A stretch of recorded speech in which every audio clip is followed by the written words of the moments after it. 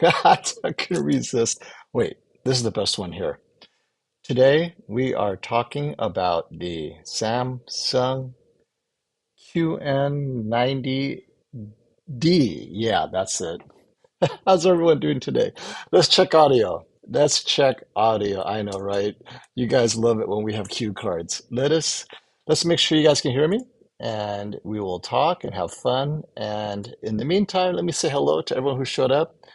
Hello, everybody. We got so many regulars. Lisa, Apple, Dan. Wait, I just saw a thumbs down. I literally just said hello. I think it's because I was using cue cards. Welcome to Friday's live stream. Today we are talking about, so hi everyone, Dylan and Buddy. Let me check and make sure everything looks clean. Oh, see, I don't want it up there. Let me move it down here. Oh, wait. I'm still adjusting my format here. I think this will work. There we go. All right, Dylan. Now you have your comment right here. Okay, that'll work. Hey, Dylan, how's it going, buddy? Saying hello to everyone. And it sounds like my audio is good. You guys can hear me? It's FOMO's trying to stop the ADS Pro. It's not me, it's Samsung. But before we jump in, it's not going to be too long. Today we're going to talk about, well, first of all, I want to definitely say hello to Classy.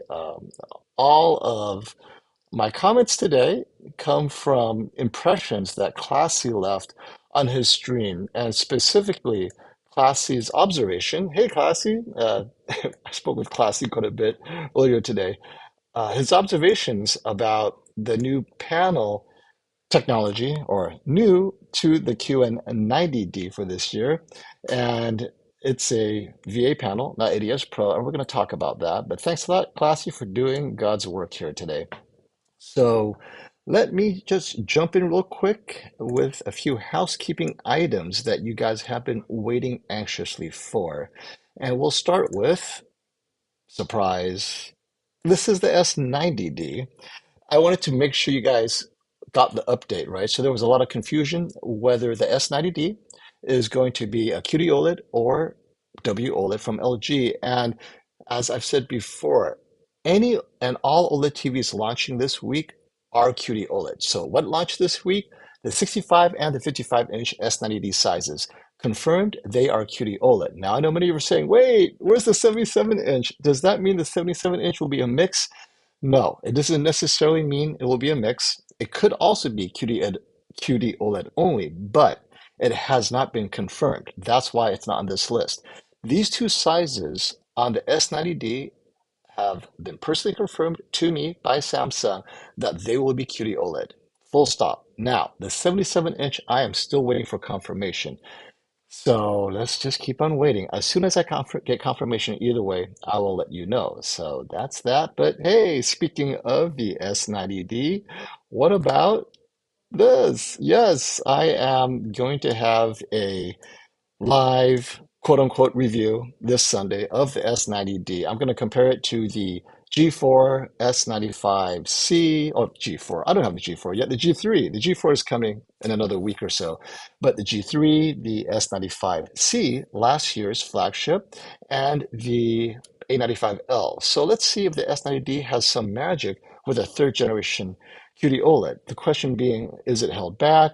Because we know that S90D does not have the anti-reflection matte screen. That's what I'm going to look at to see by software, are they going to make it match the S95C from last year, or will it be slightly brighter? So I cannot wait to share that with you. And we'll play with some settings. So we'll talk about that as well. But I know why you're all here today, right? You're all here today for this lovely little TV. Oh, look at the special effects. The QN90D. QN90D switched back to VA from the ADS Pro. What?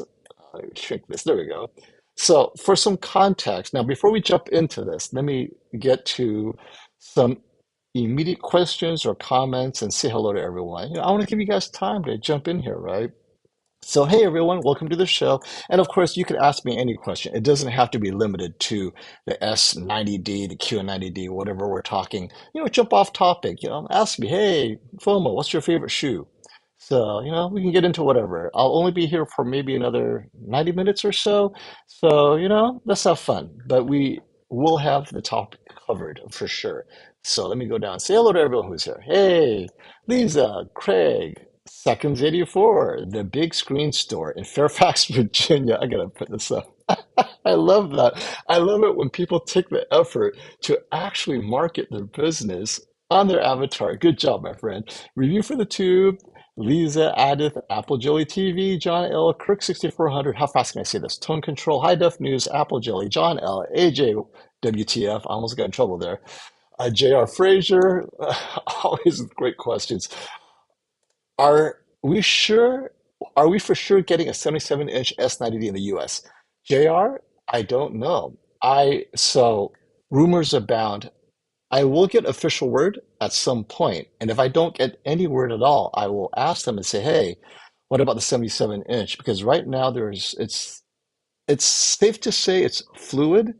They may just say to me, "We'll let you know." So I will reach out to them. So if you're hearing that we're not getting 77-inch, I will kind of hunt that down. We'll see. And let's see who else is here. Kasura, hey, Eric Baker, Ted, Dr. Howe. I think I've said most of you. I cipher. And if I miss you, Cosmo. Oh, FOMO's favorite hobbies. You're gonna laugh. So I have many favorite hobbies. I love playing my various guitars, sometimes playing the keyboard. I also love Kung Fu. I practice a bit of martial arts for fun. I don't do it for the martial part. It's mostly for the arts. What else? My favorite weapons are spear, long sword, double saber sometimes, right? Gotta keep the arms flexed.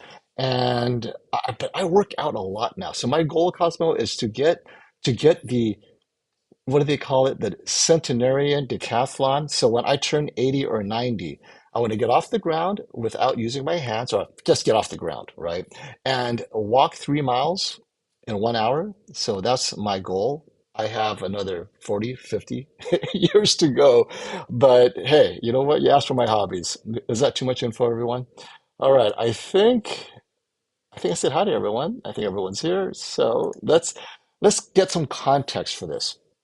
The QN90D, switching back to VA from ADS Pro. Now, where did that come from? So before I get into it, I talked about this way back when. So for those of you who just joined, we do FOMO shows regularly. Where I talk about news and technology. And in my FOMO show episode, November 23rd, 2023, well, enough.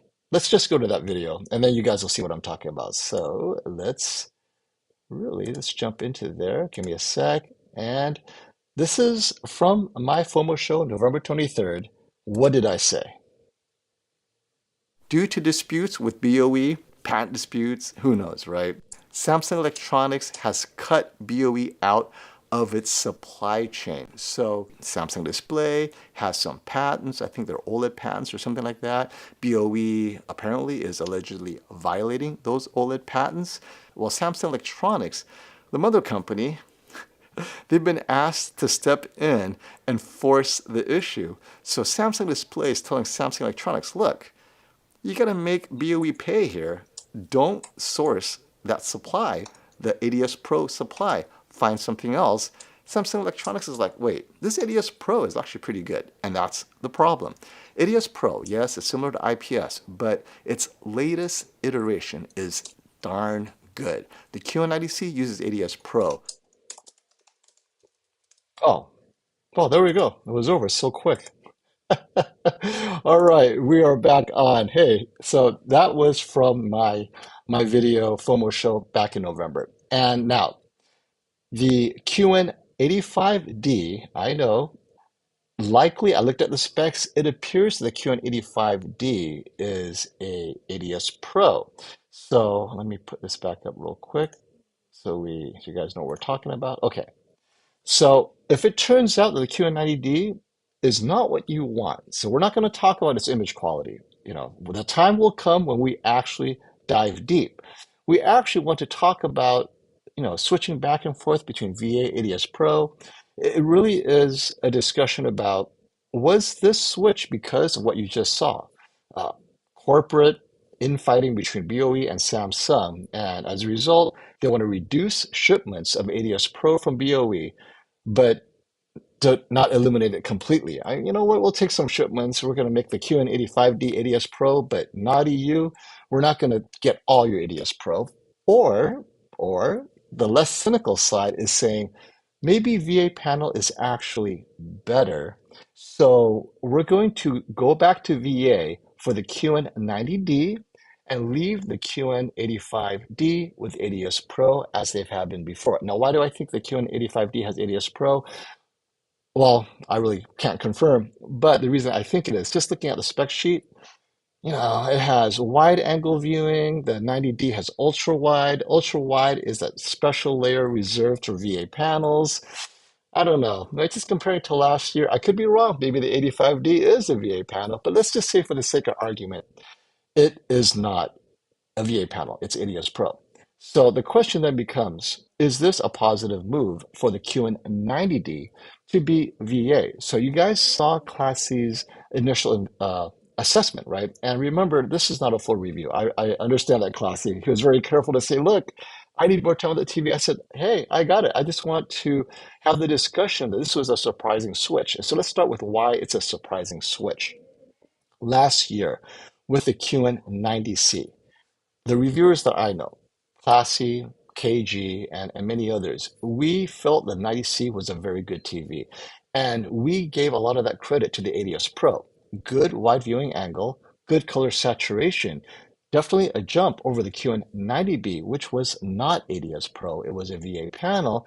So we thought the combination of a few things, right, made the 90C better. And so the 90D, though, is now back to a VA panel.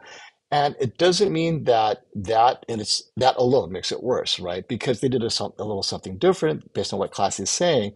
However, it does bring up the question, is there a real difference between VA and ADS Pro to the point where one should be selected based on its technical prowess versus just, oh, this is cheaper, we'll just go with the cheaper one, because that's also reasonable. Or, BOE, you know what? No bueno. We will just find something else to use for some of our TVs and we'll limit our shipments of BOE panels because ultimately, as consumers, we don't have a say in it. But it's good for us to play with, hey, you know what? The world affects what we buy. And oftentimes we don't see it play out like we're seeing here, which I love. I mean, I love seeing our discussion saying, hey, this is happening. And next thing you know, oh, look, surprise, surprise, it's a VA panel after all. So I just had to kind of share this. I honestly thought it would stay ADS Pro because everyone liked it so much. But apparently, that's not the case. So, this is good. And, if this doesn't work out, they may go back to ADS Pro next year. So it really depends. But additionally, the price is also a concern. The QN90D at launch, it's fairly expensive, right? It's not a cheap TV. And more importantly, you have options in the OLED realm. So this is a case where at launch, it doesn't necessarily outperform last year's OLED TVs. As a matter of fact, it definitely does not outperform last year's OLED TVs. So for consumers, now you guys, I don't have to worry about you all, right? You guys know the game. You're not going to buy Samsung this time of year because by Prime Day, they're going to drop 15% in price. And then by Black Friday, it'll be like, what, 1,800 for this TV? A lot less, maybe, depending how it's selling. But for sure, the S90C from last year, 65 inch, is still probably the better TV for most of you. So let's see what you guys have to say here. Here's a great point. So VA is in the Q90D. It's not better, it's worse. So Classy is already coming to that conclusion. Since I haven't personally seen it, I'm not going to give my assessment, but I do trust Classy. And you have to remember that Classy has a very specific thing he's looking for, right? And if he doesn't like it, just make sure that you and he are in alignment with what you guys like. But this is definitely not a good sign that your flagship is already getting this decision from Classy. Maybe a firmware update will make it better, right? Who knows? All right, so let's hit some of your questions here. Edith asks, hey, does the Q90D getting a VA mean we won't get a Q95D? No. The Q95D will definitely be out, I believe, However, I also believe it's custom installation only. I'm going to have to get confirmation for that. But the 95D is not something you can pick up at Best Buy. It'll be very similar to last year, I believe. But we'll have to get confirmation from all of that.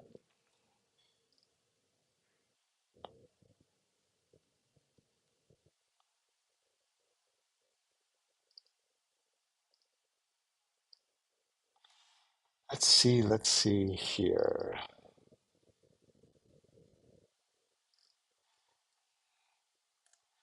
So AJ, this is quite a broad comment. Th- This could be a bad year for Samsung. Well, it depends on what you mean by a bad year. Samsung has a very wide range of TVs, and this is a very good comment because if you break it down, the S95D I still think will be a hit because as you guys saw at CES, it's got the anti-glare screen. I think that's genius, and this is why.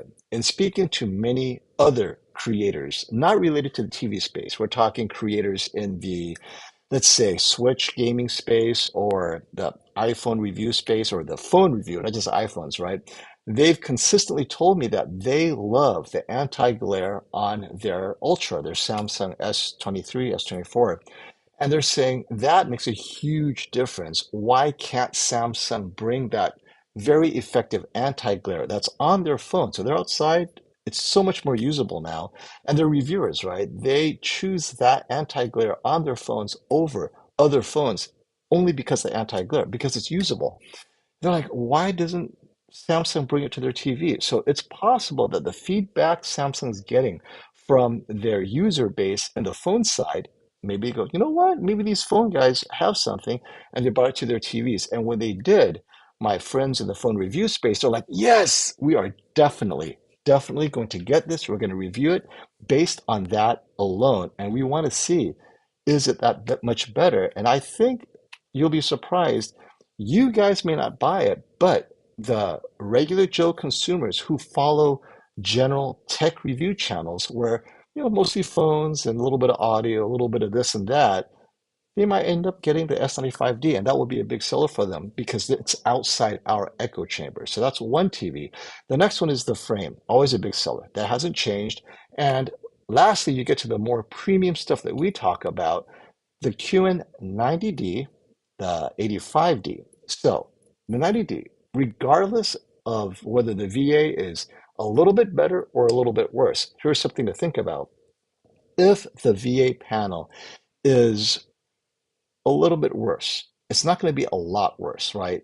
A little bit worse is not enough to move the needle if the UI improvements that Classy saw is a game changer. The gaming performance is significant. And when I say significant, 144 hertz works really well, right? Stuff like that may end up being more of the difference maker than just, oh, it's a VA or it's an ADS Pro. I mean, I would prefer they use the best panel technology available to them, but what they end up using ultimately may or may not have an influence on the buying decision because you guys might end up buying it if the price is right. So I don't know if it's a bad year. I think it's a bit premature, but that's still worth talking about. Good point. And let's see. Oh, hey, I turn around. I see a super chat from Daniel Alejandro. Thank you, my friend. FOMO, my worry about the anti-glare is that it might make colors not pop and make them less bright. Did you notice any problems with the S95D? So I can say that based on what I saw at CES, and if you looked at my comments, it didn't look like it was a big difference. However, it always comes down to side by side comparisons. So being OLED, it's awesome. The question is, relative to other TVs, is it less bright than the S90D, right? Within its own family, Samsung. So we're going to get the S90D this weekend. We're going to play with it. Hopefully, we're going to play with it on Sunday and we'll compare it and see, wow, the S90D is awesome. Now we have a benchmark for 2024. How does the S95D compare to itself? And then, of course, we'll compare it to other 2024 models from Sony and LG. That's important. And whether the colors pop or not, again, it's relative. But if you don't have any other TVs to compare, I can tell you right now, you'll be amazed. If you come from an LCD TV, you'll go, wow, it's great. It has anti-glare. I'm buying it. So for sure, Daniel, it's going to be relative. Great question, and thank you.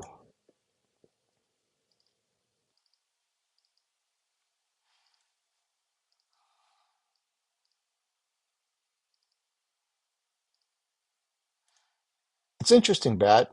You're saying that VA needs more zones. I don't know if it does, but I'll tell you, I like ADS Pro because on angle and off angle, the color saturation is phenomenal. Not OLED, obviously, but definitely better than the VA TVs I compared when I had the QN85B. That was with ADS Pro. I was like, this is good. It's so good that I would recommend this over the 90B. And the minute that happened, and if you guys remember that stream, it was like, okay, ADS Pro has arrived. I don't know if VA having more zones would help it either, right? Because I think innately the ADS Pro off axis that's part of the ADS Pro technology. Whereas with the VA, you're going to have to add another layer of ultra wide angle to retrieve or preserve some of the off axis. But then that ultra wide angle will then reduce contrast. That's what happened to Sony, right? When they added their ultra wide angle, reducing some of that contrast, and that really upset a lot of people.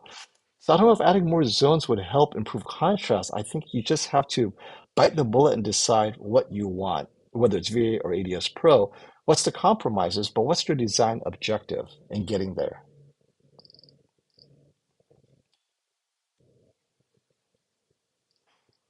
And second, 84 asks, stop the FOMO. What does this mean for the QN900D? I don't know. Well, first of all, it's an 8K panel. It's 8K LCD. I don't know if that's going to be affected at all because it may not have any effect on the source of this panel. We'll see. So we're going to get the 900D is a VA panel, so it's not a big deal. It was an ADS Pro, but so what they did with the QN90D 4K, switching from BOE to another supplier, getting a VA, should not affect the 900D, which has always been a VA panel. As far as keeping your A95L or go to a G4, now we're talking, should I get a 900D or keep your A95L? The 900D is an 8K TV this year. Its special power is upscaling a little bit better with the Neuralink or the neural network they have. And more importantly, they want to show you that if you love sports, their motion resolution is much improved and possibly best in class. So the 900D has a certain use case. The A95L is a different use case. Cinematic, colors out of the box, Sony color science, very different use cases. So before you make that decision, let me know what it is you watch, how you watch it, and the 900D may still be on your list depending on what you do.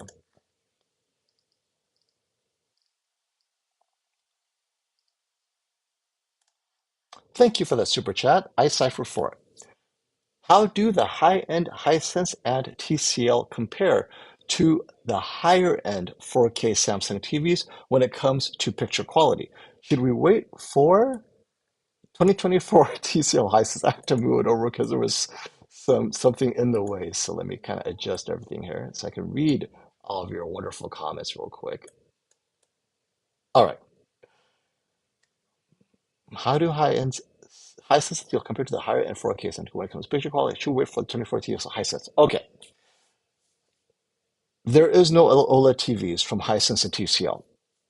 OLED TVs consistently will give you overall the most balanced image in all content, gaming, sports, everything. However, if you take the flagship LCD TV from the big three, Samsung, let's say, right? So Samsung's best LCD TV this year would be the QN90D or the 95D or the 900D 8K. And you compare it to Hisense and TCL's best similar technology, MiniLED. Hisense would be the U8N and TCL would be the QM8 for this year. I believe that they are very close. However, if you take certain specs, the TCL and the Hisense actually are better. I feel their contrast and their blacks and their specular highlights consistently have been matching or beating Samsung, but that's just very specific patterns and specs. If you take things like, well, Tizen versus Google TV, I prefer Tizen.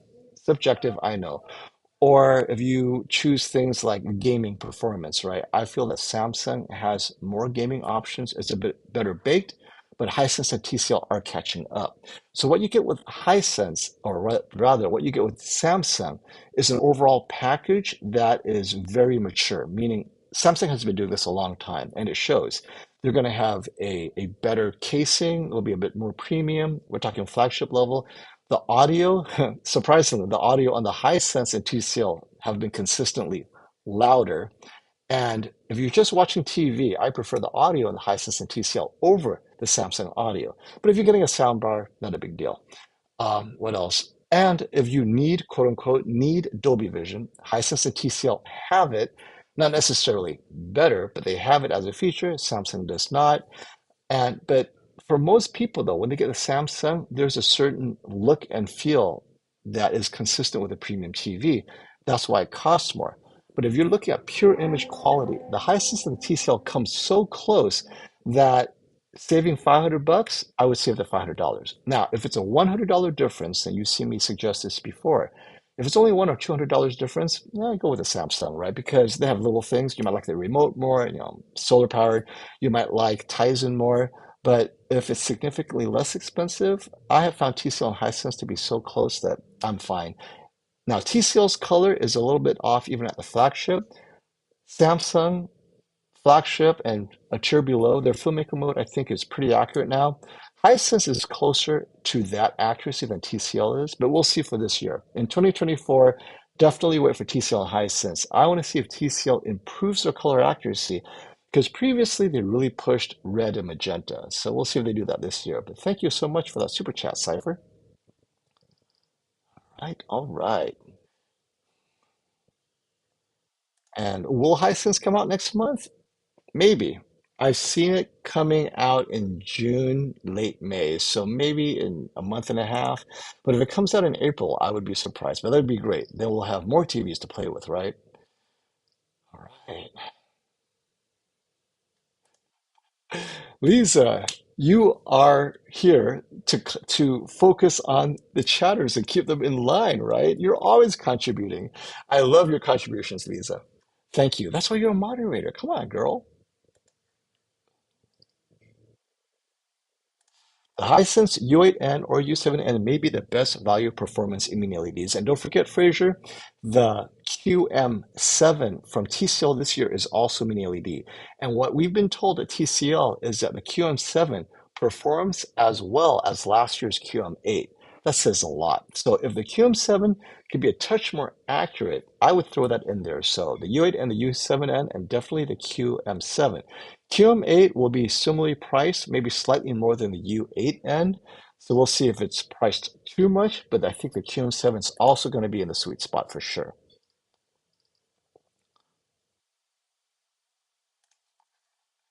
Lisa, you don't need mini LED TVs to contribute. You just say, I love OLEDs. LCD TVs are crap. Just kidding. You would never say that. But that's like it's always extremes, right? I love OLED. That's crap.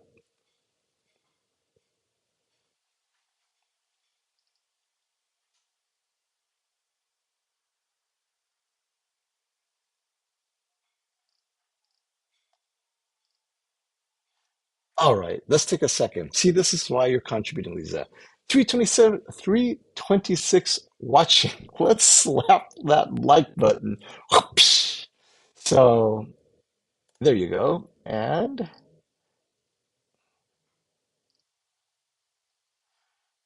okay, now we're going to talk expectations for the QN90D as far as in your TV decision making. For me, the QN90D or the QN90 series has always been right below the QN95, and it represented Samsung's best value because you're not paying for those extras like the One Connect box or maybe that slight extra brightness, right? So you're saving a bit. So to me, it was supposed to be similar to the Q8FN, which is just below the Q9FN way back when. Then you had the Q80, just below the Q90R was the Q80R, also an excellent TV and so close to the Q90R. And then the QN85B, I thought performed as well as the QN90B. Now this year, you have the QN90D. I think that the QN85D, my prediction, have not seen them compared, But if the QN85D ends up being ADS Pro, that is going to be very interesting for Samsung to observe because as reviewers get both side by side, and as you guys know, not everyone does it side by side, but I trust both Class C and KG will, and I will be vigorously interviewing them. And as soon as I get my 90D and 85D, but I don't know if I'm going to get them at the same time because I just feel that the QN90D, it's lost its lead. The 90 series to me used to be that flagship, and I always bought one and held on to it. But that may not be the case this year. Given what happened last year, I was slightly disappointed with the 90C. I felt the 90A was a little bit better in terms of what I value. So who knows? I might end up getting maybe the 85D as my reference. It's hard to go reference with Samsung anymore on LCD TVs because the TCL and the Hisense caveat, once calibrated, are better at the end of the day, right? The Hisense specifically. A good Hisense Mini LED, once calibrated, I believe the image quality, it just feels better than Samsung. But maybe Samsung's motion this year might be a game changer. Maybe the 900D might be a game changer this year. So I'm still on the fence about any Samsung Mini LED TV being a keeper for me. For sure, the S90D, that I feel is important because it's the option of not having a glossy finish that I like to have because I have a dark room. Oh, look, it's so dark here, right? But in a bright room, and I will be getting the S95D for review, so we'll get to compare it side by side. And who knows, I may end up swapping. Oh, you know what? This will be my reference TV for the year. So let's see what you guys got to say here. I agree with Classy. Keep your, not just Samsung TVs, my friends, keep all your TVs offline. All your TVs offline. And oh, so I missed this from yesterday's stream. Classy had, if you guys missed it, he had a great stream yesterday covering the whole 90D, and he discovered that either Samsung changed their service menu code or completely removed the ability to change things like LG did last year. LG similarly limited access to their service menu. You could only see basic info on the QN90D. So we as reviewers used to enter the service menu to get the correct math on how many dimming zones, right? They provided you the information, boom, oh, there's such and such dimming zone. But now with like over 1,000 dimming zones, it's quite it's quite annoying to have to count left and right and multiply. And maybe Sony has it right. It doesn't matter how many dimming zones. It either sucks or it's good, right? If it's good, who cares? If it sucks, still doesn't matter. Like, oh, 10,000 dimming zones, but it sucks. So yeah, that's too bad though.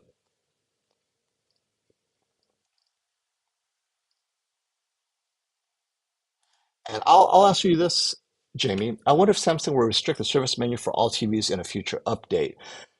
That is a very good question. And if it's within their power to do so, they just might. Do not, and this is something that if legal is saying, hey, people are going in there in the service menu, they're messing it up.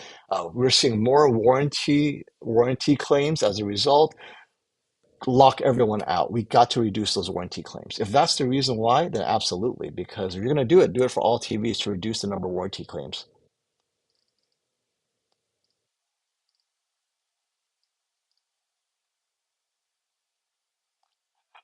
So I love those. So Classy said, keep all your TVs online, right? Get an Apple TV or something. But you know what Lisa says? You're an old man, Classy. I'm a young lady. Both my Sony TVs online. Yeah, stay online. Come on. It's the era of the internet. What are you? You old fogies? Come on. Stay online. Be with the kids. Keep everything online. And now to be fair to Lisa, all my TVs are online, but hey, I'm a reviewer, right? However, let me ask you all, how many of you are like Lisa? You keep your TVs online because really it's more of the reason people do it online is they're afraid of, sneaky updates or maybe monitoring or privacy issues. But for convenience, most people keep it online and hey, no harm, no foul. If you guys keep it online and you have no problems, let me know because this is also an interesting discussion. I'm going to have future videos discussing the the importance of keeping it online for some people, and maybe if you're other people, why you shouldn't keep it online.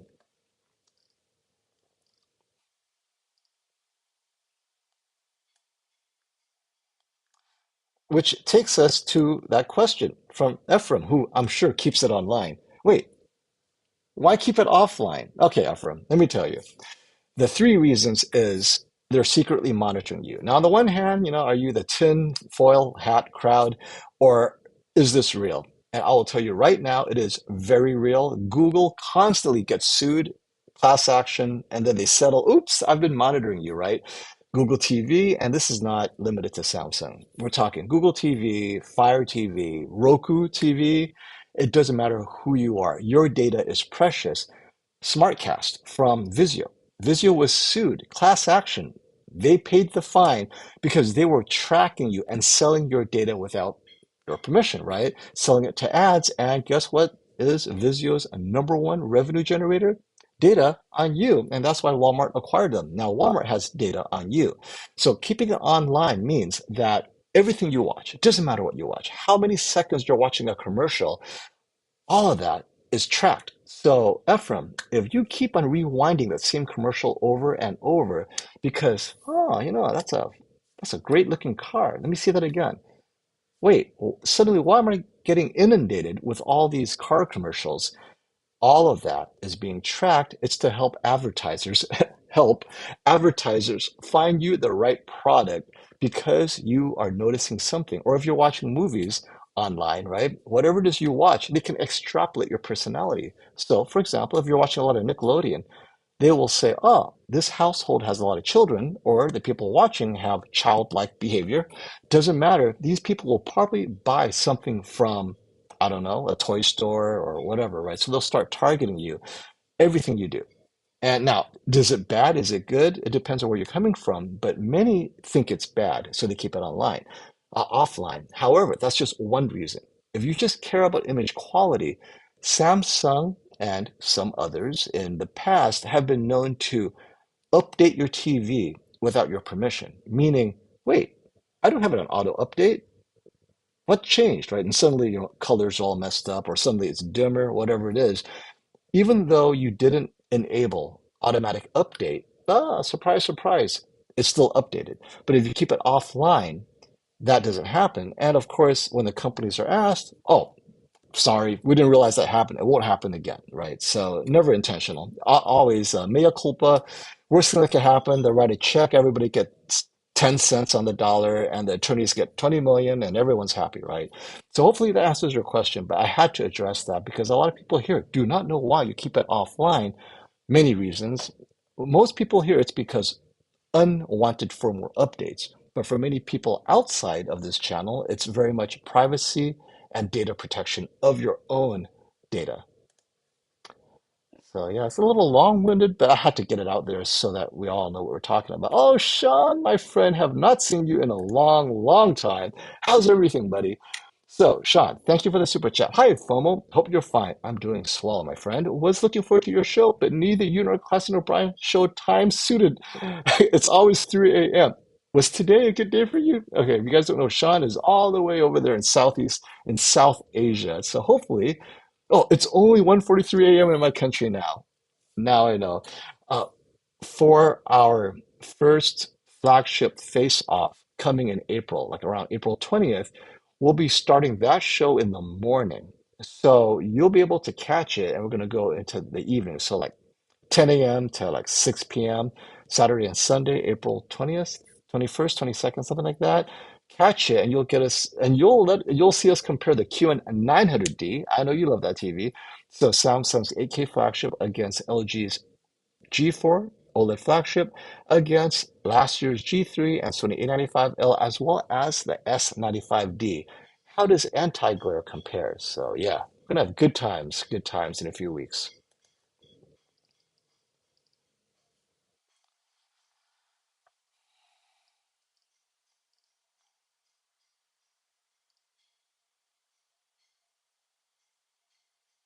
Oh, this is it. This is it. Okay. So funny you say this, Stan. I was at work talking about a very obscure topic. When I got home from work and checked out YouTube, it was serving lots of videos on that exact subject. Okay. This is the part that gets definitely iffy. Is your phone listening to you? So, I'm not saying this is happening, but conceivably, let's use an app. For example, TikTok, but it doesn't have to be TikTok. You're watching TikTok videos. Then you're done. Your phone shuts off, right? Oh, okay, I'm done. And then you put it in your pocket. Then you're talking to your friends. That app, is it still live? Yes, you didn't actively shut off the app. Is it still listening? Possibly. And then they know, oh, he's talking about leaving his wife. Not to say that you are, Stan, but suddenly you get home. Why are these divorce attorneys sending me ads, right? I don't know how many times it's happened. And as one who designs this sort of technology, not to say that I did that myself, but it's not surprising that it happens because it's not that hard. The question is always, you're staying ahead of the restrictions. And why do people do it if there are laws against it? Because the worst that can happen is you pay a fine. And if you made 100 million and your fine is 10 million, they will do that all day long. Amazon makes 10 billion on something that is clearly a violation, and then it's a $1 billion check. So to all of us, oh, 1 billion. Yeah, you hit it, right? Amazon, stick it to them. They're laughing. Oh, yeah, 1 billion. Done. Because they just made 9 billion on the back end, right? It's a game they play. They do the math. They go, you know what? We're going to make a few hundred million. We're going to negotiate the settlement.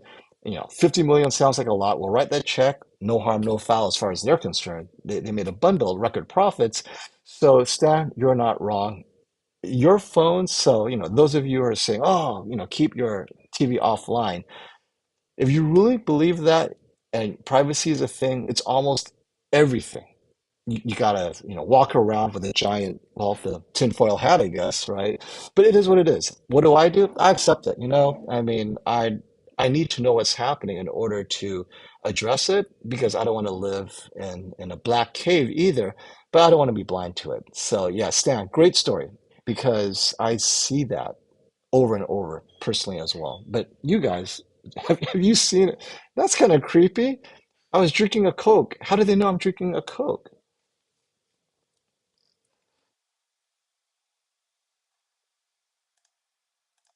Google does it overdrive. Say it don't so, Google. Say it ain't so.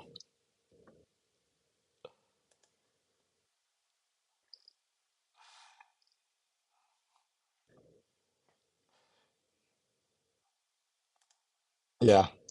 Try a tinfoil hat and cover my computer cameras. Let's bring it back on topic to the Bravia cam, right?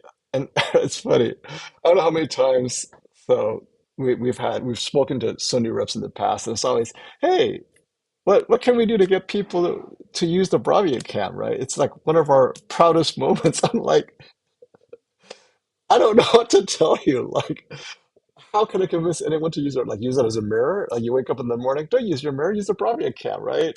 I don't know. Like, what would get you guys to use computer cameras or TV cameras? If you guys can figure it out, I think we have a business case that we can sell to Samsung, TCL, whoever, Sony, Apple, and we can all share in the winnings. Because if you have a suggestion that actually would work, and I could convince them, you know what?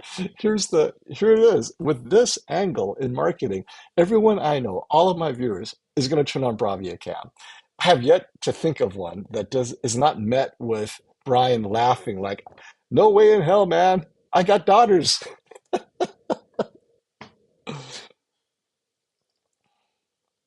And hey, thank you for the super chat, Unoya Visuals. Upgrading from a 75-inch 2019 Vizio Quantum P series. Actually, that was a pretty good TV when everything was working. It actually had pretty good contrast and brightness. To an 85-inch QM8. Oh yeah, same family, same style. You'll love it. If under 2,500. I can tell you right now, the 2024 will be slightly above. The 2023 is below, if you can catch it on Prime Day. How big of a quality jump should I expect when the new TCLs come out? Okay, so 2024. It will be a huge quality jump. Two things. One, TCL has come so far in blooming control, specular highlights, brightness. If you thought your P Quantum series in 2019 was bright, this QM8 is going to blow it out of the water. It's dimming zone control. Just everything that TCL is doing at that price is better all around. Of course, we're going to wait quality of life just to make sure that the Google TV or Roku TV or whatever OS they're using turns out to be working well for consumers. However, the performance, I feel TCL knows what it's doing now. And this would apply to the U8N from Hisense as well. The visuals, the image quality of both flagship TVs from TCL and Hisense will put your VisioP Quantum X to shame, specifically blooming control, contrast, black levels, motion, and it will turn on and off more often than not after a few years, right? Hopefully. But thank you for that super chat. Let's talk about it once the TCLs and Hisense launch in a few months. Excellent. And hey, oh wait, let me get to my super chat list. I'm starting to fall behind now.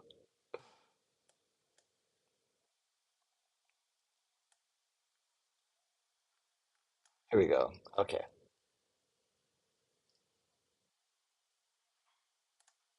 Dylan, thank you for that super chat. I feel you hinted recently. I did no such thing. I'll tell you right now, I had no hints that Sony might release some updated audio soon. You sure that was me? It must be Caleb. Yeah, I'm throwing you, Caleb, under the bus on that one. HDA9 successor, that definitely was not me. With a center channel. I don't know what to tell you. Still got my Q990B for now. So I'll tell you this. The Q990B, excellent.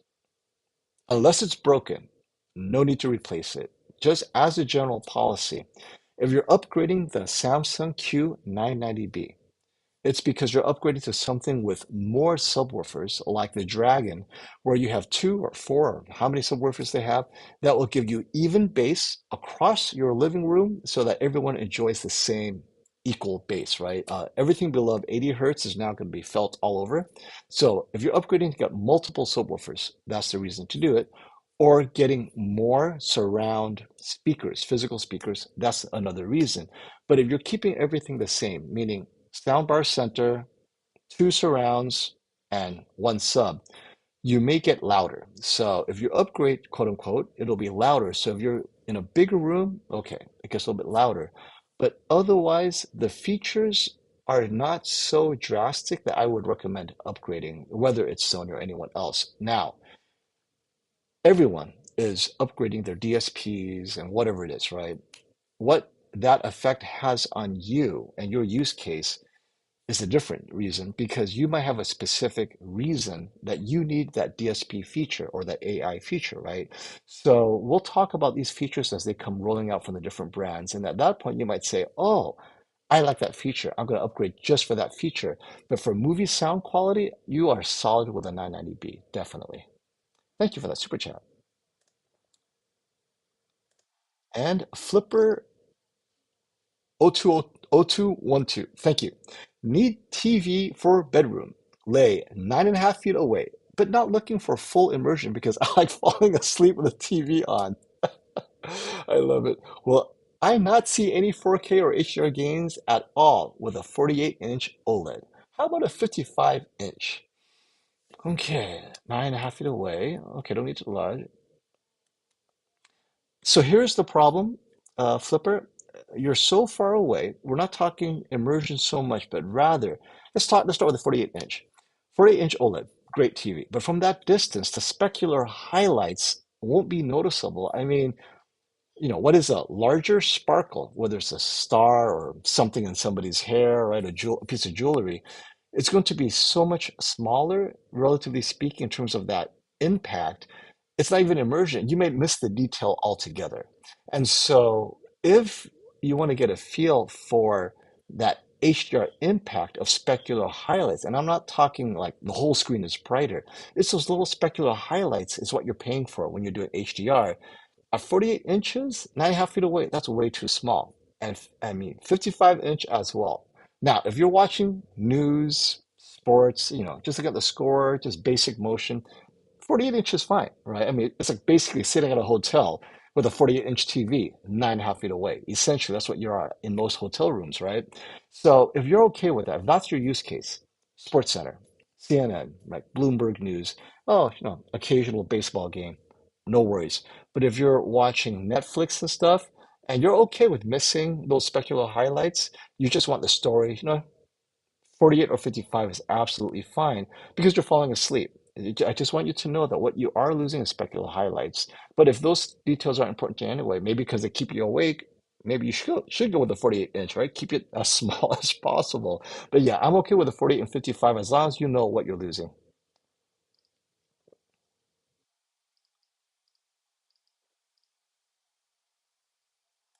And Sean, follow up.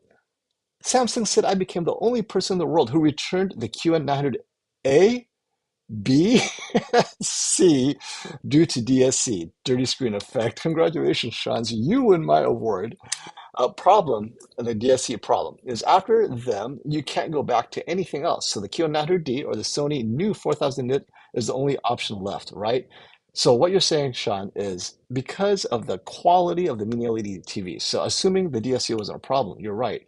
Those are really good TVs, and you're absolutely right. You need to stay at that level for both brightness, image quality, processing. So yes, the new Sony 4000 nit is, I think that might be your only option because I believe that that TV will match, if not exceed, many of the important requirements that you have. But then again, if you need 8K, we know that earlier specs have intimated that this is not an 8K TV, it's a 4K TV. I'm fine with 4K, by the way. So if you're okay going down to 4K, I don't think you'll miss a thing. So yeah, definitely let's pay attention to the Sony prototype coming out soon.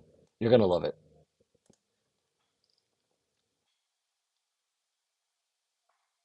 And Taurus, long time no see, my friend. Our good friend Taurus with a bar in Buffalo, right? Google TV allows developer mode and side loading of any app I choose. Ties in Roku WebOS? Nope. So you sound like a very sophisticated techno dude. I prefer to install any app I want. Android has thousands, and that's exactly it. This is such a great point, Tyrus.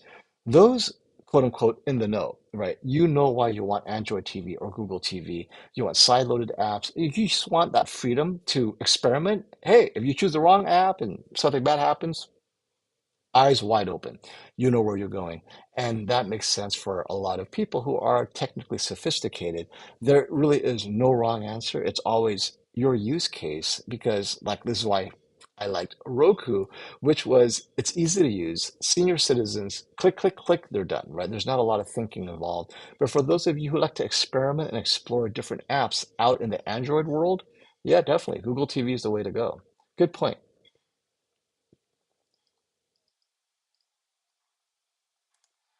Buddy says, thank you for the super chat. TV cameras will become a thing when everyone is comfortable and like to use video calls. That is a good point. Video calls are not big yet. So Zoom calls are big, obviously. So you do Zoom at your office. The problem is since most TVs aren't in the office, so we're talking about maybe non-commercial use of video calls, like, hey, I'm calling my friend in South America. Hey, he's on a 75-inch screen. I can see the entire family all fit into my screen. They all look big, very realistic. Yeah, yep. Maybe. Okay, so this is how it is, right? TV cameras will become a thing. Video calls. So you have your camera, it sends wireless image to your TV, and then the TV camera captures that. So your iPhone, I'll use because I'm an iPhone. Your iPhone has an app and a function that allows you to use the camera that's on the TV, and the iPhone then serves to connect the two TVs to another place, so you don't have to really dial via the TV. You call on your iPhone or smartphone, and then the TVs turn on, they connect, boom, boom, boom. You're talking, and then the smartphone does the rest. And so the microphone could be your smartphone, the microphone could be the TV, but regardless, it's the camera and the TV that connects the images. Yeah, I can see that. The question, and I think comfort level is how difficult is it to use that function, right? What I always say is if something requires more than 3 clicks, it's too complicated. So if we can keep it at 3 clicks or less to get you to enable the function, connect with your friend, ready to go. In 3 clicks or less, that could be a thing. And hey, I feel this is a new individual giving me a super chat. Thank you. Oh, maybe you changed your name. Fatal the Collector. Weren't you Fatal to something else before? Thank you for that super chat. Got QN100C twice. 1919 with milli discount. It beats the QN800C. Yep, so confirming that a good 4K TV will always beat a second tier 8K TV. Not only that, Fatal, my experience is a good 4K TV beats a good 8K TV or a good 8K for 8K. What holds 4K back sometimes is that same company will give the 8K TV a better processor. But generally speaking, I don't see 8K TVs necessarily having the better image quality.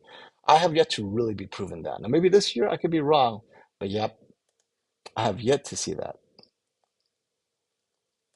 Hey, Sean, thank you again for staying. This is great. I'm catching you before you sleep, and here you are. My personal experience is keep Samsung 8K always online because they always become superb after a few upgrades. This is a good point. Last year, if you guys remember, we had our first spring shootout, right? We had a face-off with the QN90C against the S95C. 77 inch versus 85 inch, I think, or was it 77 versus 75? It was very close size. And the S95C spanked it at that time. But by the end of the year, the 900C got a few firmware updates and became a bit better. And so TVs do change over time, more often than not for the better. But that is a very good point. It did become much better by the end of the year. Q100D processor, which they say is the best ever, is it as good as LG and Sony? Will a new AI do what XR did for Sony? So we don't know. I saw the demo at CES, and that AI was pretty impressive in filling in the blanks. We're going to have to compare it with some questionable content to see if it does stay at least keep up with XR Clear, but that's been Samsung's weakness, especially on their lesser TVs, meaning the S90C last year was using the same processor as the S95B, and many of us were disappointed. So hopefully, trickle down, 900D gets a better image processor, image upscaling processor as well, and their motion interpolation hits it out of the ballpark, but we'll definitely do a comparison. Samsung has never been on top of their game, though, when it comes to comparing image processing with LG and Sony. This year could be a first. And thank you for the super chat, Hal. Hey, FOMO, what is the best mid-range OLED for watching black and white movies? This is like the best. I would say you don't even have to go mid-range. The A2 because black and white movies. 60 hertz is fine, right? They've already figured out anti-jutter. So 24p will look fine on a 60 hertz panel. And the A2 doesn't get very bright. Who cares? It's a black and white movie. Now, and that's if you want it to reference for a black and white movie. If you need it brighter than reference, then I suggest the B3 from last year. And this year, the B4, if you wait until Black Friday, it'll get cheaper. Also, again, get the cheaper TV. S89C would be your best 77 inch for the price. It's currently 1800 on Best Buy. If you need a 77 inch size, get the S89C, but you don't necessarily need OLED, but you want OLED. So S89C, 77 inch. At the 83 inch size, we're going to get a lot of TVs coming out this year. I suggest we wait for more discounts at the 83 inch size. Anything below 77, B3 is a good choice. Definitely S90C. And because all these are black and white, so I'm not going to be too hard on the TVs or any other. C3 is fine. C2 if you can find it. And G3 would be overkill. You don't need that. So yeah, let me know what you end up getting, Hal. That's a uniquely excellent question. All right, let's see. It's 1:30. We're going to talk a bit. Oh, so is this a live stream? Yes, I thought this was a premiere. Excellent. Surprise, surprise, Sony Pony Steve. So if you want to ask a question, here's your chance. You know what's funny is I'm sorry, my chat box is bouncing all over. It's like, I think it's a most recent comment. It turns out it was like 45 minutes ago. So if I missed your super chat, let me know. That's why I had to go back and find everyone's super chat. It's like bouncing me all over the place. All right. Cosmo received his 900D 10 minutes before this live stream. Cosmo, I so want to see that 900D. Definitely watch sports and let us know how it fares. March Madness is coming up, right? Perfect. That moving basketball. How clear is it? And Dan asks, hey FOMO, I can get an 83-inch A80L at my Best Buy open box for 3,500. Do you think the G4 will blow the A80L away? So Dan, just a couple things to consider. If you are a member of Samsung's offer, program offer, AAA or teacher, student, whatever, they're selling the 83-inch S90C for like $2,500. I'm just saying that's $1,000 less than what you're getting. And the 83 A80L is not $1,000 better. Now, it is better processing this and that. I'm just saying you could save 1,000 if all you need is a basic OLED TV at 83 inches. And this is for everyone, right? So let's take that aside. Now, your question, 83-inch A80L or the G4 will blow it away. G4 will be, what is it, $6,500 now? So maybe under 6,000 by Black Friday for sure. So you're going to be paying $2,000 more for the G4. It will be better. There is no doubt about it. Is it $2,000 better? So that's a value question for you. And will you get blown away? Only if the improvements on the G4 is what's important to you. Do you need the extra brightness? Like if you only watch black and white, like Hal, don't worry about it. But if you need to watch bright sports in a bright room where you need that extra brightness to overcome the glare in your room, then the G4 will do the job and it will blow you away because it's so much brighter. And the specular highlights on the G4 will be better. But the question is, what is your content? If it's just normal streaming stuff, it won't blow you away. So yeah, let me know, Dan. What are you watching exactly? But is it $2,000 better? Very few things are. But if you have a budget that is 5,500, it may be something you want to consider. And Cypher, thank you for that super chat. What is the best high-end TV for 1917 Scarecase on a classic scene in both black and white as well as Technicolor enthusiasts? So we're talking near black accuracy. That's a hard one. It looks like it could be the G4 this year. I mean, I don't want to say it yet because I haven't seen any of the new TVs or OLED TVs from Sony. And and the black staircase, if you're not married to OLED, it could be an LCD TV as well, because Sony LCD TVs have been known to make sure you get that shadow detail, right? But among OLED TVs, we're going to have to wait and see. Uh, I will run the 1917 staircase scene in all of my comparisons so you can see as well. And also, Cypher, are you planning to calibrate your TV? Oftentimes, out of the box, the staircase scene is crushed black on an OLED, but with a calibration, from our friend Classy or any other qualified calibrator, they can fix that because that's a calibration issue. And then suddenly your staircase is back and you have the shadow detail. And sometimes you can't fix it, right? No matter what you do, you try to offset it and something else is broken. So it really depends on the TV, but if it could be calibrated, then that's one way. But if you just want it perfect out of the box, definitely wait for the other OLEDs to come out so that I'm getting the S90D this Sunday. So we'll see how it looks. And then Sony's latest and greatest OLED this year. Hopefully they release one. We don't know. And Samsung's S95D, right? Is that going to show that staircase? And last year's TVs. Now, last year's TVs, if you're open to that, my G3 was crushed. Definitely out of the box. That staircase scene will be darker on my TV than my A95L. But you know what? It's so hard. And also, using Dolby Vision, completely different in Dolby Vision. So, if you're getting a stream or a version of this movie in Dolby Vision, that staircase scene may look different again because it's a different, they're doing something different near black. So I don't know. It's so hard to say if you don't calibrate because out of the box, it's also all over the place. It's panel lottery. Some people might get it perfect out of the box. Some people might get it crushed. Some people might get it slightly lifted. So let me know, Cypher, if you plan to calibrate your TV, because that would at least give you something to compare. Because reviewers who calibrate their TV, you'll see their review. Oh, I'm going to get this TV. I'm like, wait, why does it look so crushed? It's because you need to calibrate it, right? So I'll do a lot of out of the box reviews before I get it calibrated so that I can see, oh, well, actually, it looks pretty good out of the box. So we'll see. Thank you for that super chat. And next up, I'm trying to get through all the super chats. So I don't miss you guys.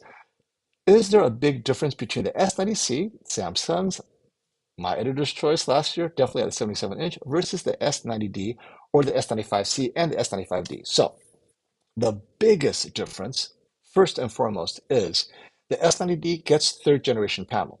Third generation panel is now capable of 3,000 nits for the QD OLED.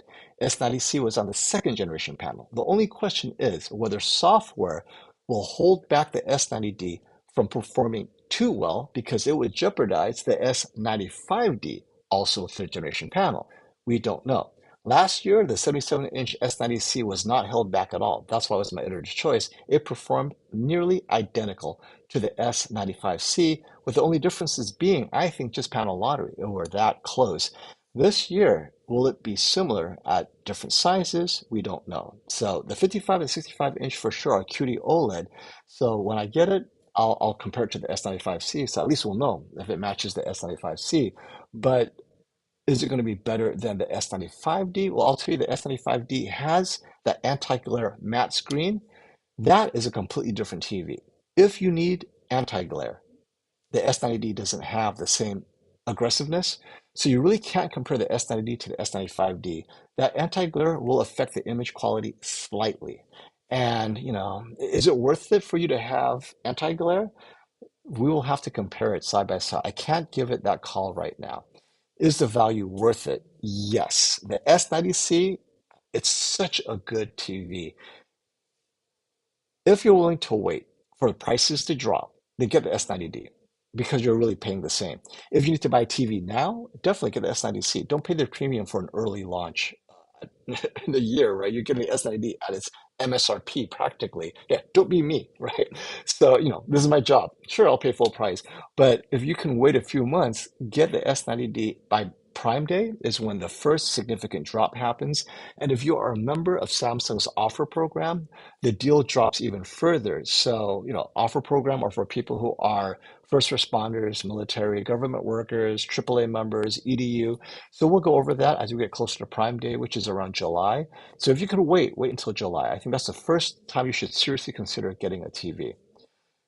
And the first OLED coming from a Sony. Oh, your first OLED. You, Caleb, I think you are going to enjoy it. Definitely an upgrade from the X90F. I cannot wait to see you back in a few weeks so we can talk what OLED TV you should get. Yeah, but keep those on your short list for sure. All right.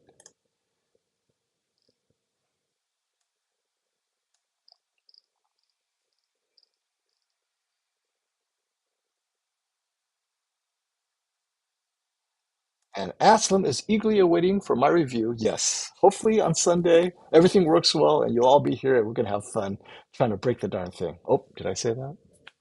Best Buy, I didn't say that.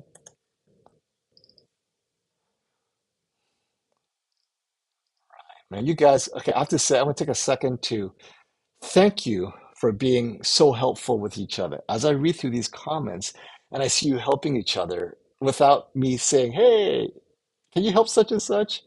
It just feels like you're such a strong community. So thank you for being there for each other. I think it's just so great. And 286 in chat, click like everyone if you're enjoying this stream. You're already watching ABT Electronics review of the Samsung S95D. I love it. ABT, you're killing me. I love it. It's like it's a race. What will be the decision? No, I love that ABT is a dealer, a retailer, so they don't care which TV you get, right? You can throw out the best TVs out there. I used to watch so many of ABT's reviews because I couldn't find any review that was on time, and they continue to do great work putting it out early. 30D asks, stop the FOMO. Will Samsung remove the auto dimming on the S90C? Now LG removed it from their TVs. So let's give it more context. LG has not completely removed it from their TVs. The G4, maybe, right? Because the G4 has it has a very good heat sink. It has a good MLA system so that it's bright and efficient without putting out too much heat. If the S90C needs to dim so that it doesn't burn in, they will continue to dim it. LG has managed to do it without risking burn-in on the G4, right? That makes sense. The question is, can Samsung do the same on the S90D. I have seen that the third generation panel on the S90D can get brighter than the G3 and put out much less heat. The question is whether Samsung Electronics will take full advantage of that. I believe the technology is there in the S90D to do what you just asked, remove auto dimming. But the S90C is on last year's technology, so I don't think they will do so. You can't compare last year to this year's best. It's not fair to older technology. They were not designed to perform so awesome, right? Hey, Cypher, thank you for that super chat. Q900D versus Q90DT. QNED90T. Oh, come on. It's a whole tier apart. The 900D is Samsung's flagship of flagship, best processor in the entire lineup, right? Better processor than the S95D. You got 8K. I mean, you got the whole kitchen sink in the 900D. It's their flagship TV. The 65 inches are like over $5,000, right? Then you have the 90T, and the 90T is LG's token mini LED TV. And I say token because let's just put a bunch of things together. We got, here's an AI processor. It's not the best. It'll do. Oh, we'll do this. That. Oh, you know what? VA panels, right? They want VA. Let's throw it in there. It's a good TV. I'm not going to say it's a bad TV, but it's $1,800 or $1,900, right? It's under 2,000. It's definitely unfair to compare a TV that's designed to be a budget TV to fit that mold against a TV where there is nothing held back. Definitely, if you're in the budget for a 900D, get the 900D because the 90T is not a giant killer either. It's not designed to take on a 900D. Hopefully that helps you. And also a warning cipher, the QNED 90T is at 65 inches is 85 pounds. Literally the heaviest 65-inch TV I've ever heard of in the last 4 years of reviewing 65-inch TVs. 85 pounds. Not to say that you cannot carry that around. I'm just, where is this weight coming from? This is the TV without the stand, right? And how do I know? I don't have the TV. Excuse me. I spoke to KG. I think KG's in therapy, like back therapy. He's like, oh, my back. So if he makes it on in time, I did invite him to the stream, but he's busy, right? But if he makes it, I'm gonna have to ask him. So KG, how's that back brace going, guy? So when I heard that 90T was like 85 pounds, like, you know what? I'll pass. It's not worth breaking my back just to review that TV. It's not a giant killer. I love giant killers, by the way. But it doesn't sound like the 90T is. Now, for the price, definitely wait, but hopefully it drops in price so that it becomes somewhat of an option for many of you. All right, thank you, Sean, for hanging on so late over there in India. 8K content is not like everywhere else, but it is increasing slowly and steadily on YouTube. LG too has come with 8K LED. Will Sony? Correct. So LG does have a QNED 99 coming. Will Sony? I don't know if they will have an 8K TV this year. We will have to see. But last year they didn't update their Z9K. But I think, yeah, you know what? We'll have to see. I don't know. Maybe all is not lost. If Samsung AI upgrades all content to 8K, it would be a great push.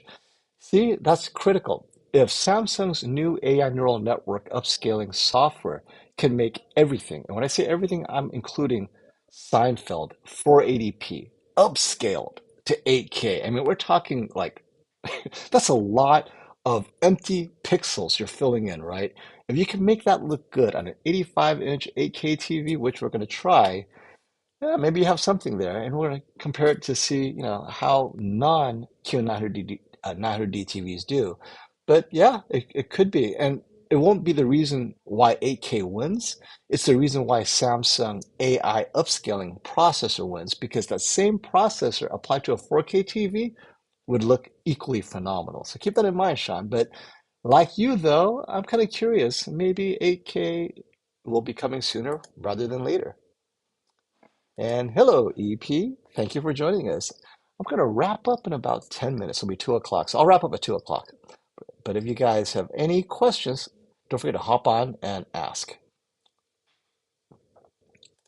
And so already, ABT's video on the S95D really soured me on the anti-glare coating. I can't stand the spread out diffuse reflections. Woo, those are fighting words, JR. Already I feel disappointed. Hopefully, it's better than we thought, but you may be right. Once I get it, we'll see.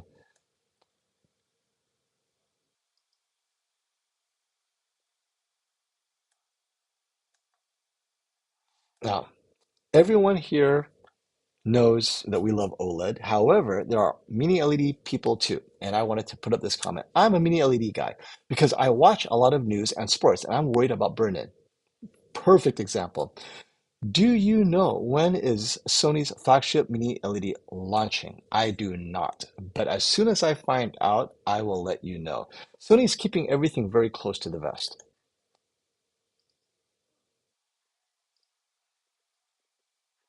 Oh, so here's some insight on the QNED90T. This is LG's only 4K mini LED TV this year. FOMO. LG's QNED 90T is the same zone count and replaces the QNED 85 from 2022. 180 zones at 65 inches. Oh my gosh. So I feel so misled. Thank you, Classy, for that. The original QNED that was released 2 years ago, 2000, and we'll just round up, right? 2000 dimming zones. They're going backwards. So when I said that LG is just mailing it in, this is even worse than mailing it in. So I said, I'm going to bring back KG. Not only did they take away dimming zones, they tripled the weight of the TV. It's like, what are you doing, LG? Oh, this is just too funny. I'm sorry. This is so comical. It's like they're walking back in time. Like, how can we make this TV as much of a CRT as possible, right? They they went from 2,000 dimming zones to 180 zones, and then they increased the weight to 85 pounds. Oh, I gotta take a breath for that. That is just so ridiculously bad. I'm sorry. Maybe they're thinking it's a per pound thing. The heavier the TV, the better.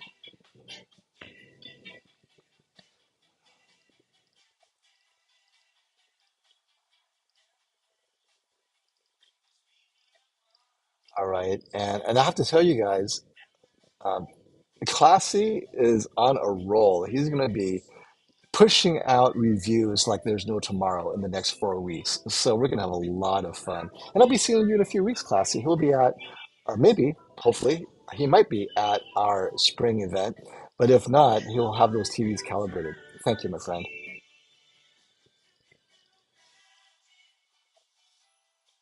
And oh, here we go. Update. Thank you, Cosmo. So as he's watching, he's opening the TV, he's turning it on. FOMO, the Q900D panel is clean. So, and the reason why he says that is this. If you've noticed, remember Sean, he went through like three different 900 series TVs. All of them had dirty screen effect. Here, Cosmo won the panel lottery. His panel is clean, no issues. Color is amazing. Already excited. Upscaling definitely improved. Football and motocross is excellent. Motion is smooth as butter. Upscaling really does work. Low res is okay. All right. That's what I'm. See, there's going to be balance, right? 90D, switching from V8 to ADS Pro may be disappointing to some people, but the 900D looks like it's delivering as a flagship, at least anecdotally. And if you guys don't know, Cosmo has a micro LED. So it's not like he's hurting for technology, right? So Cosmo, he has the best of the best, right? He's got some OLEDs, he's got a little micro LED going, and here he has the 8K. He's going to slum it a little bit with this 900D. Love it. I'm excited. Can't wait.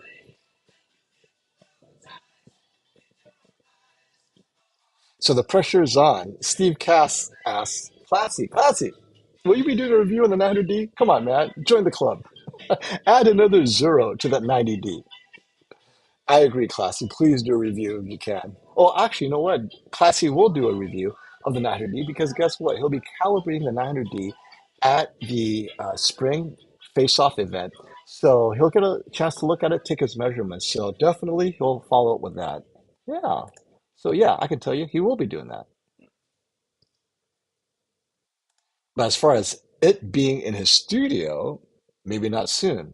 But you will be able to share what you find at Value Electronics, right?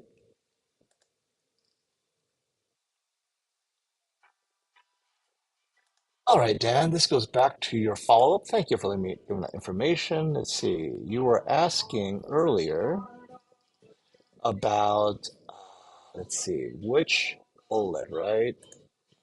Dark room, streaming movies, gaming, NFL, NHL. So you're in a dark room, S90C is fine because you don't need that extra brightness. And S90D at most will give you that extra brightness, extra punch, not needed. The S90D is so good as is, you'll be okay, especially coming from an older TV. Right, all right.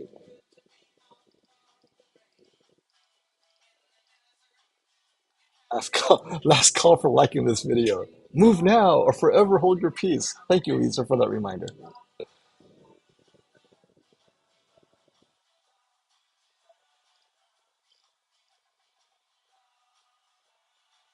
All right, and of course, every stream I must answer this question. FOMO, when will blue phosphorescent OLED be used in OLED TVs?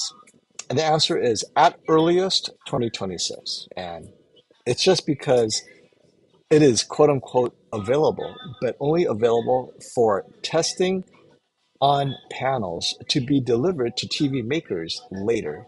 So if it's out in 2024, they're still testing it.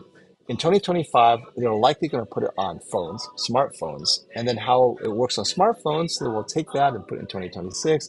It's they don't want to try an experimental phosphorescent blue if it's not ready because they know what works. Blue, regular OLED works fine, and there's still headroom. They can still make it perform. They don't need to turn to blue OLED. Actually, let me start with that reason. Why turn to a more expensive? And I'm telling you, this is expensive, right? This is first generation. This is what everyone's been waiting for. This is an expensive chemical. Why turn to that when you're getting the old blue, the fluorescent OLED that's already working well, and you still have room to go. Look what they did this year. QD was able to push their blue to 3,000 nits. LG pushed it to 3,700 nits already, and we expect it to be 4,000 nits by this time next year. This is with the old blue. So they're going to keep on pushing this blue until they can't anymore.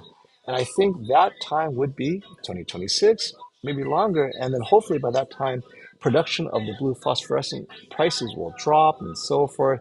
And then it'll be affordable because the last thing I want is slightly brighter blue or more stable blue or whatever, but then your OLED TV's prices are going through the roof. So maybe the initial usage will be for the flagship TVs that justifies through the roof pricing, but I don't think it'll be commonplace for a few years at least. Good question.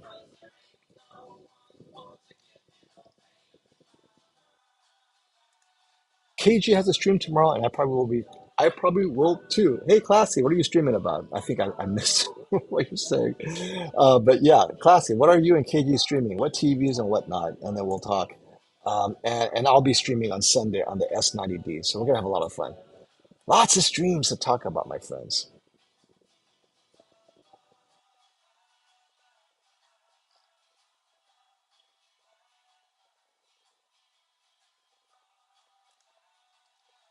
Edith wants to say, just to clarify, FOMO, the S24 Ultra screen has an anti-reflective screen, but it is still glossy.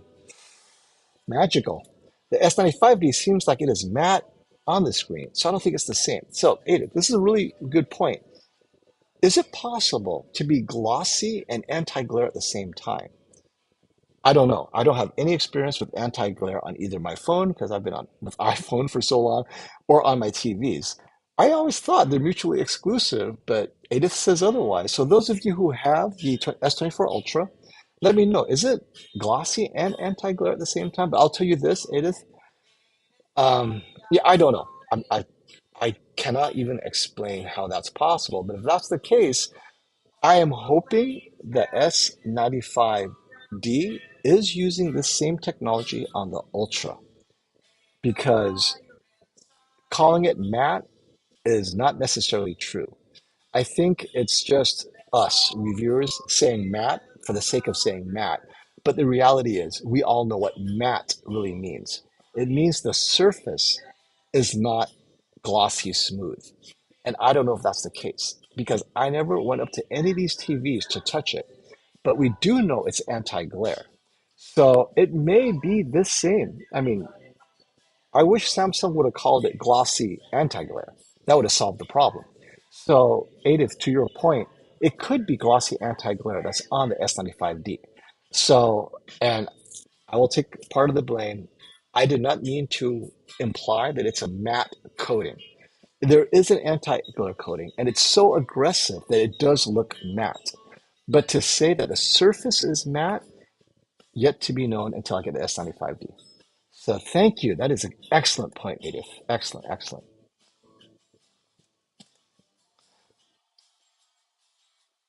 And Sean wants to remind people, Samsung customer service is miles ahead of others, at least in my region. I think that's a great catch-all, at least in India. So those of you who are in South Asia, Samsung, miles ahead customer service. They go all out to make the customer special. So Sean, just as comparison, many people in the USA have the opposite experience. Not to say they all do, but so those of you who are Samsung diehards, guys, you gotta move to India. Maybe that's the main reason for being number one. What about America? Yeah, what about America, right? What about America? What about us? Samsung is not aggressively going out of the way. Lots of stories where Samsung will go out of the way, not to replace your TV, but instead try to repair it. And that has been irking a lot of people. So, but you guys share with me. I'm just sharing what I've heard. Personally, I have not had any Samsung warranty claims or Samsung issues that require me to use customer service. So I can't say if it's awesome, but I can say that the customer reps are not as knowledgeable as they could be. But I think that applies to many TV makers. But yeah, but share your nightmare or dream stories with Samsung customer service in the USA or North America. Let us know. And awesome guy wants you to know, move to Guam. Samsung clearly has better customer service there. Didn't know. Oh, Scott is here. Hello, hello, Scott. Does asking semi-glossy?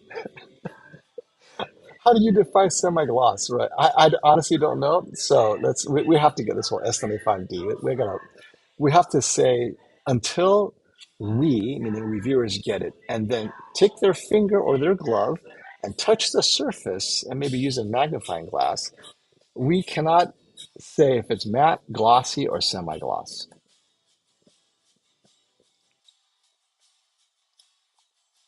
but it's possible. Classy is saying the new LG monitor is glossy and it's anti-glare. So there you go. So it's possible that it can be done on larger screen sizes.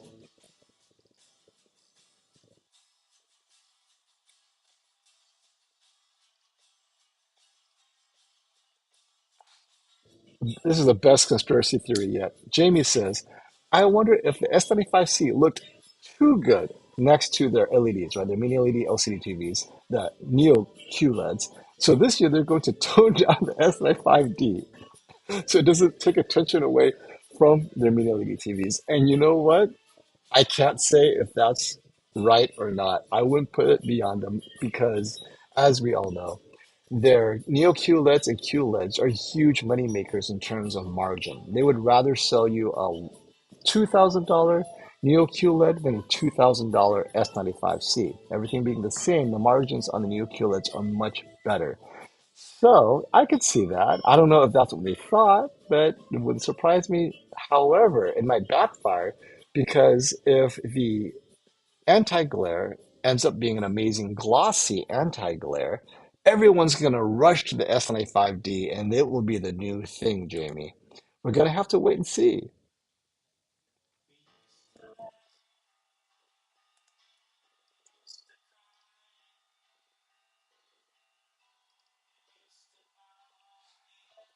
So, High Def wants to remind everyone the Q90D is using a VA panel with a wide angle filter. It's basically the same arrangement as the Q90 and Q90B, with one exception is I think its anti-glare is different. So 90A, 90B to 90D, they may have various anti-glare changes, who knows? But I think Classy mentioned that, and that may be the reason why it's more different than similar. But that's something that Classy will get more into during his review. Yeah, please confirm that, Classy. I think that's what you were saying, that its anti-glare method this year is a little different. Hey, Mohawk Vader. Wait, is this friendless in the Philippines? I think I remember. Hey, buddy, digital trends show the Samsung price lineup for the USA, and it is missing the S90 77-inch. So is it not going to be available? If you said earlier, I am late. So two things.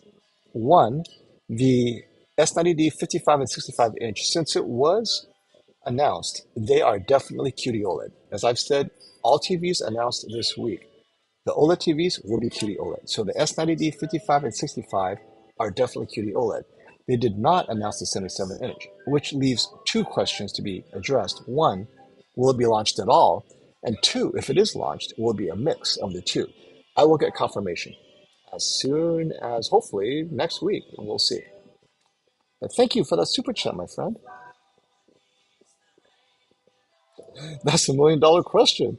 When and if the S90 will be released? Yep. All right, Dex. Let's revisit this. VA is better than ADS. I was waiting for that. It definitely depends on the implementation. We cannot say VA is always better than ADS panel, as we saw. The QN, I just felt the ADS Pro, ADS basic, you're right. Not impressive, right? The QN85A had ADS, I wasn't impressed, but 85B had ADS Pro, very impressed. And then the 90C last year had ADS Pro. We were all very impressed. So I think the ADS Pro is there in terms of equaling the VA's performance. Now, if you have a specific VA implementation use case, let me know, Dex, or why you feel the VA is better. If you're comparing VA to an IPS panel from 2 or 3 years ago, like LG's IPS panel, absolutely agree. No bueno. But a modern ADS Pro, if it's oranges to oranges, I think the ADS Pro will come out ahead due to better off-angle viewing. Color saturation is going to be a lot better. But yeah, Dix, what are you looking at when you're saying it's VA is better? I'd like to know. And display guy, hey, thanks, buddy, for that super chat. He's got steam coming out of his ears. I've talked to HDTV Test. For those who don't know, that would be Vincento. We both agreed what we saw at CES for Samsung's matte looks bad. All right, the professionals. Matte always looks bad. A joke they put it on a premium TV. So I guess it appears to be matte, and for my part, I did not go up to the surface to confirm if it's truly matte or not. But I did notice that as an anti-glare, it was very aggressive. But the assumption that when you're that aggressive, it's got to be matte, right? But here we have this big guy talking to HDTV Test saying it's matte. We're gonna have to see. Interesting opinion. Oh, well, rather, once they receive the TVs, we will know for sure, right? Because there's such a thing as glossy anti-glare. Samsung, you make a glossy anti-glare Ultra S24. Why not on your flagship OLED TV, right? So yeah, I'm kind of surprised if they have that technology available to them and they're not using it. If they didn't have that technology available, hey, you know what? They don't know what they don't know, so they didn't use it. But in that case,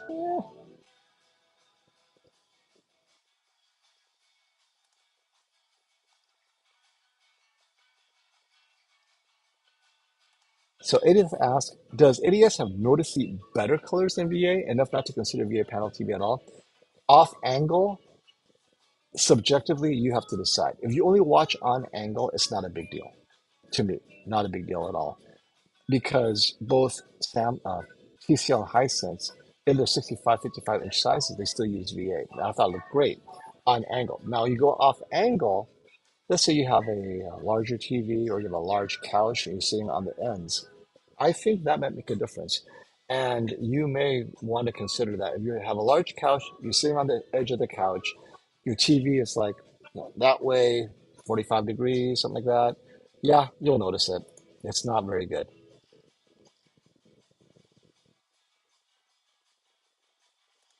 Hey, Hey, Sean, thanks for the super chat, my friend.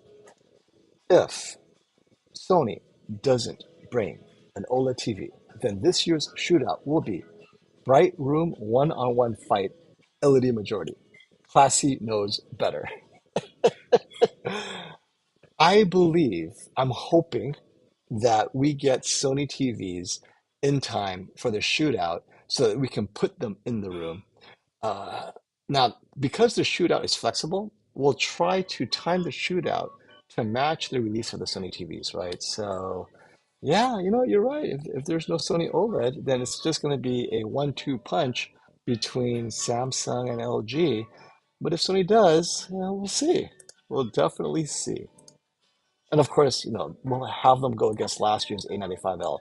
I think the A95L was released late enough in the year to be arguably called a 2024 model because their firmware was definitely not fully baked in October, November, December. So by the shootout, I think the A95L will have that more mature firmware that it could be a completely different TV. So I will argue to have the A95L present to go against the other two TVs. And then you guys can see the improvement year to year. Hey, display guy, thanks, buddy, for the super chat. Love to be wrong, but I've heard the marketing before. Yeah, haven't we all, right?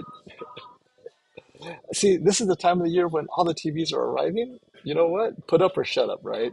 So we're going to get all these TVs and we're going to definitely have fun confirming the hype. Shootout will be S95D, G4, Hisense UAN, Q95D versus XR90. So, S95D, I can confirm. That will be the shootout. G4, I can confirm. Hisense UAN, I, I need to see if it's good enough, honestly, because here's the thing. We will separate OLED from LCD TV. If we have LCD TVs, we'll put it separately. I think it is clear that an LCD mini LED, I don't care how many dimming zones, there will be scenes it cannot win, even though many scenes will be very similar. But it's obvious enough that critical judges, they're going to find the non-OLED. And we found that last year. So if we have LCD TVs that are really good, like the Hisense or the Sony Superstar prototype 4000 nit, we will separate them. And then maybe if we have time, we'll bring the winner of the mini LED together with OLED so you guys can see what the differences are, even when you have the best mini LED TV. But yeah, and the QN95D, yep, if we have or 900D, I will lobby for the 900D. This is one year where I think the 900D, forget that it's 8K.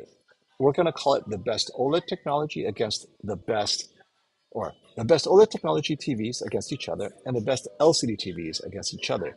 If it's 8K, so be it, because you guys deserve to know whether you should get this TV or not, because it has nothing to do with 8K. I want the best TV available. And if it ends up being the 900D, that's fine. But hey, what I want and what really happens, we'll see. But I will talk to Robert about that.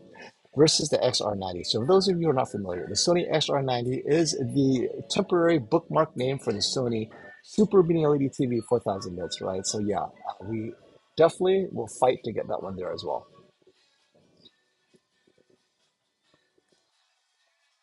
Fawaz asks, can you guys do a shootout for the mid range too? It depends. What price range are you talking about? Because TCL and Hisense are technically priced as mid-range TVs, and I do that all year round in my comparisons, against OLED, against mini LED, from flagships, from Samsung, from Sony.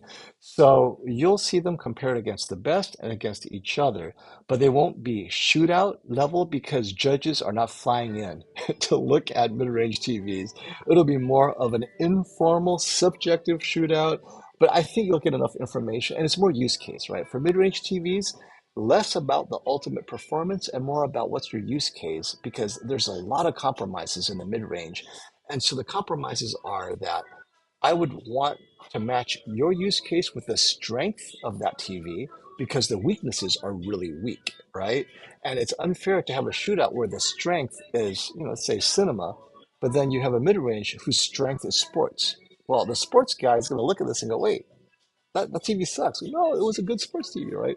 So yeah, as you go lower in the range, use case is more important than anything. But we'll have those comparisons regardless for you. Thank you for that comment. First class says, FOMO, I'm waiting to see what Sony will do before I buy the 77-inch A95L. As you should, because the A95L 77 inch is not cheap, right? Close to $5,000, definitely over four. And what Sony will bring to the table this year will also be in that price range. The question is, how big, how good? But yep, definitely wait. Too early to make any decisions right now.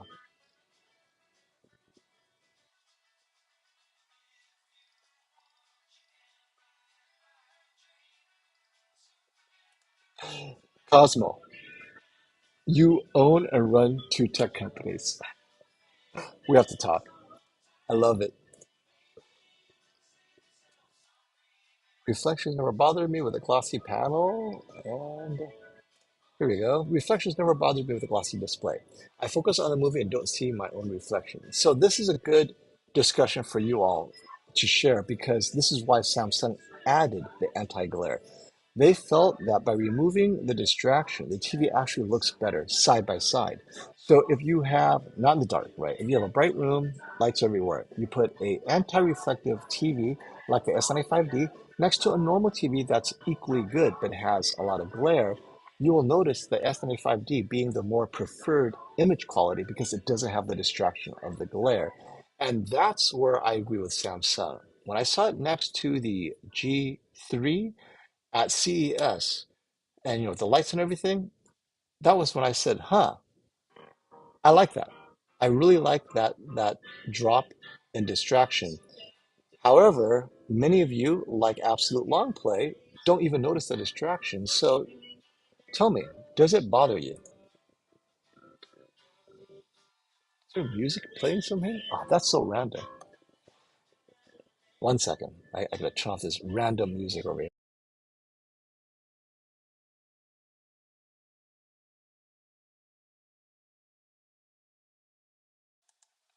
I had to yell, hey Google, turn off the music, but I didn't want to yell it with it unmuted. Oh, I guess I just did. And it caused your Google to do whatever it is your Google Chromecast is doing. So, yeah. Stan adds the perfect counterpoint. My TV gets uglier whenever I see my reflection in it. See? This anti-reflective feature on the S95D is just for people like Stan, who cannot stand the look of their reflection. I can't believe Google is now arguing with me. Yeah, I'm sorry, Edith. I didn't realize that. It's like because I have noise canceling headphones on, and it cancels the noise. And then suddenly I'm like, wait, this is muffled music. And I have my Chromecast displayed over there. I'm like, oh my gosh, it's been playing the whole time. I'm sorry, Edith. I'm sorry if this is a distraction for you guys. But anyway, I'm going to wrap up. I will take last call for questions, and then we're going to talk again later this weekend on another live stream. I hope you guys are available because we're going to have fun. There is no doubt about it. Oh, wait. Wait, are you telling me that YouTube is going to cancel the stream right after I put it up? That's even worse. That is Paul McCartney. It's he one of the more aggressive copyright strikers. Like, no, Paul of all the people. So, guys, this could be a one-time stream, right? At any time, this stream could disappear. Enjoy it now. Why can't it be something like EDM? That's just terrible. Thank you for that. That's okay. So I hope you guys enjoyed this stream. Go ahead. I'll take one more question. Any question? The next question that pops up, I will take. See, it's like one of those things, those jokes. The next woman that walks through the door, I'm going to marry. The next question that pops up, I will answer. Who will ask that next question? And then we'll end it. All right. Let's see here. Here's the next question. Reap, FOMO. Buy the S95D now with employee program discount or wait until your reviews and testing. Absolutely buy now. This is why. Your employee discount will drop even further. Whatever the price is now, I guarantee your employee discount is another 20% off by Prime Day. Wait until my reviews and testing reap. Do not buy the S95D now if price is important to you, right? So yes, definitely. And